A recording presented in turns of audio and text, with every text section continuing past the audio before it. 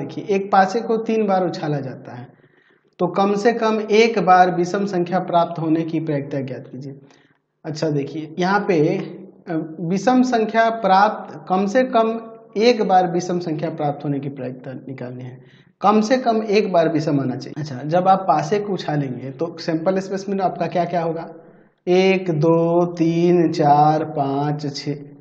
है ना, यही संख्याएं होंगी। तो आप एक पासे को उछालेंगे, हमें क्या करें, कम से कम एक बार विषम आएगा। तो कम से कम एक बार विषम आना चाहिए, इसका मतलब कि हमें क्या करना होगा, जो सम एक बार भी अगर सम आ जाता है, कहने का मतलब पहला उछाल में हो सकता है कि आपको कोई विषम आ गया, दूसरे उछाल में कोई सम आ गया, तीसरे में सम आ गया, या हो सकता है कि शुरू के 2 उछालों में सम आया, तीसरे में, तो यानी कि हम लोग इसमें सम वाले को छांट देंगे ना टोटल प्रायिकता यानी 1 में से, तो हमारा काम हो जाएगा। तो हम लोग लिखेंगे पहली उछाल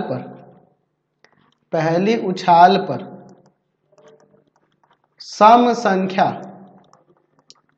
प्राप्त होने की प्रायिकता, पहली उछाल में सम संख्या प्राप्त होने की प्रायिकता। तो देखिए टोटल इसमें सम कितनी है, 2 4 और 6, 3 है, और टोटल संख्याएं 6 है, तो 1/2 इसकी प्रायिकता। अच्छा, दूसरा बार भी उछालेंगे तो कोई अंतर नहीं पड़ने वाला है, स्वतंत्र है एक दूसरे से, हर एक उछाल स्वतंत्र है, इसमें की हर एक घटना स्वतंत्र है। तो यहाँ पर लिख सकते हैं दूसरी उछाल पर सम संख्या प्राप्त होने की प्रायिकता, है ना, हम इस सम वाला ही हटा देंगे टोटल प्रायिकता में से, ठीक है। तो कम से कम वाला कंडीशन ही हमारा सॉल्व हो जाएगा, 1/2। तीसरी उछाल पर सम संख्या प्राप्त होने की प्रायिकता क्या हो जाएगी, तो ये भी आपकी वही 3/6, 1/2 आ जाएगा, ठीक है। तीनों उछाल पर सम संख्या प्राप्त होने की प्रायिकता, सम संख्या प्राप्त होने की प्रायिकता, सम संख्या प्राप्त होने की प्रायिकता क्या हो जाएगी, तो 1/2 गुना 1/2 गुना 1/2, यानी कि आ जाएगा 1/8। अतः अब लिख सकते हैं कि कम से कम एक बार विषम संख्या आने की प्रायिकता, यानी कि हो सकता है एक बार विषम आए, 2 बार आए, या 3 बार आ सकता है,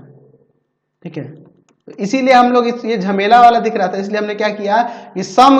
हर एक उछाल पे आए उसको ले लिए और उसको टोटल में से घटा देंगे, 1 में से 1/8 को घटा देंगे। 1/8 को किस लिए घटा रहे हैं, क्योंकि हम लोग जानते हैं कि 1 में से हम लोग किसको घटाते हैं, अगर हम लोग मान लेते हैं किसी भी उछाल में सम ना आए, किसी उछाल में विषम ना आए, किसी भी उछाल में विषम ना आए, विषम ना आने की प्रायिकता, ठीक है ना, यानी कि विषम ना आने की प्रायिकता यानी कि सम आने की प्रायिकता, है ना, किसी, है ना, प्रत्येक उछाल में सम आने की प्रायिकता, इसका मतलब ही ना प्रत्येक उछाल में, या फिर ऐसे कह सकते हैं सभी उछाल में सम आने की प्रायिकता, ऐसे ठीक रहेगा, सभी उछाल में सम आने की प्रायिकता। इसको घटा लेंगे तो हमारा काम हो जाएगा, हमें कम से कम एक बार विषम आने की प्रायिकता मिल जाएगी, यानी कि 1 - 1/8, एलसीएम लेके घटा देंगे, 7/8 इसकी प्रायिकता हो जाएगी। Question number